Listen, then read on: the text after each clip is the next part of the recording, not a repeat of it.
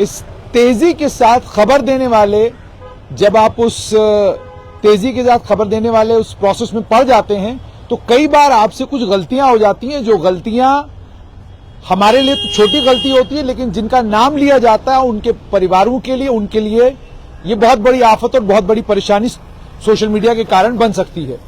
सबसे पहले हमें इस बात का खेद है कि सीबीआई की जो आज 13 जगहों पर रेड्स हुई, उन रेड्स को लेकर जब हमने खबर चलाई, उस खबर में हमने ये कहा कि अविनाश शर्मा पुत्र रमेश चंद्र मेरा मांदरिया के रहने वाले, उनको गलती से हमने पंडित गोविंद राम शर्मा का पोता बताया, क्योंकि हमारे पास जानकारी यही थी।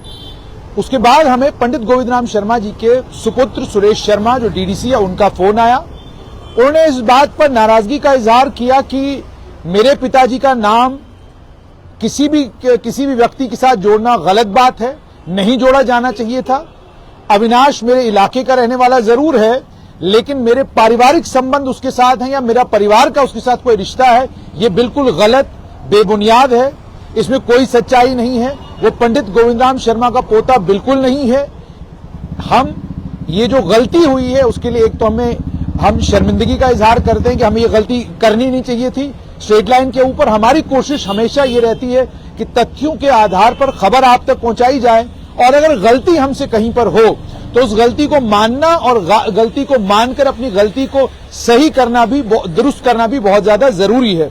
और इस गलती के कारण जिस परिवार को मान लीजिए थोड़ी ही देर के लिए किसी परेशानी का सामना करना पड़ा हो, हम उसके लिए खेद व्यक्त करते हैं। तो अब सीबीआई की रेड्स आज अभी भी कुछ जगहों पर रेड्स चल रही है, लेकिन बहुत सारी जगहों पर रेड्स खत्म हो चुकी है। अविनाश शर्मा पुत्र रमेश चंद्र शर्मा मेरा मांदरिया के रहने वाले जो हैं, उनका पंडित गोविंद राम शर्मा जी के परिवार से कोई लेना देना नहीं है। इस बात को सुरेश शर्मा जो उनके सुपुत्र हैं उन्होंने भी साफ किया है, और उसके अलावा जो स्ट्रेट लाइन ने भी पड़ताल की और कुछ उनके रिश्तेदारों से बातचीत की और उनसे जानने की कोशिश की कि सच्चाई क्या है। उन्होंने भी ये कहा कि अविनाश मेरा मांदरिया का रहने वाला है, राजनीतिक तौर पर वो किसी भी राजनीतिक दल के साथ या किसी राजनीतिक व्यक्ति के साथ जुड़ा हो सकता है, लेकिन किसी राजनीतिक व्यक्ति का वो रिश्तेदार है या किसी राजनीतिक व्यक्ति के साथ उसकी रिश्तेदारी है, ये बिल्कुल गलत है। इस तथ्यों के आधार पर बिल्कुल भी नहीं है। हमें इसके लिए खेद है, यही करेक्शन करना था, इसी करेक्शन के लिए लाइव था। तो सीबीआई की रेड्स में आज 13 जगहों पर रेड्स हुई है। इन 13 जगहों में सांबा और जम्मू जिले की जगहें हैं।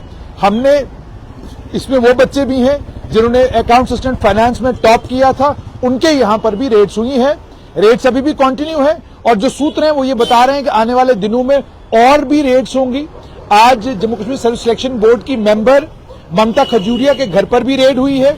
उसके अलावा 12 अन्य जगहों पर रेड्स हुई है, और जिन 12 अन्य जगहों पर रेड्स हुई है ये वो सारी जगहें हैं जो स्टूडेंट्स थे, जो टॉपर थे, जिन्होंने इम्तिहान क्वालिफाई किया था या जिनके ऊपर शक था।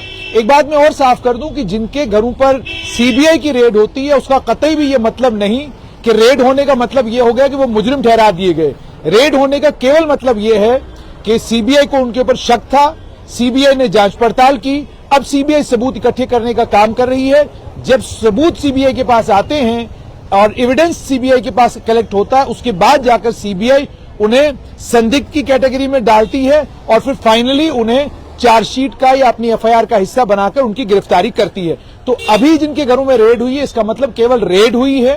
रेड इंफॉर्मेशन की बुनियाद पर हुई है, जो इंफॉर्मेशन सीबीआई के पास है, और सीबीआई का ये कहना है कि आने वाले कुछ ही दिनों में सीबीआई इस पूरे मामले के ऊपर से भी पर्दा हटाएगी।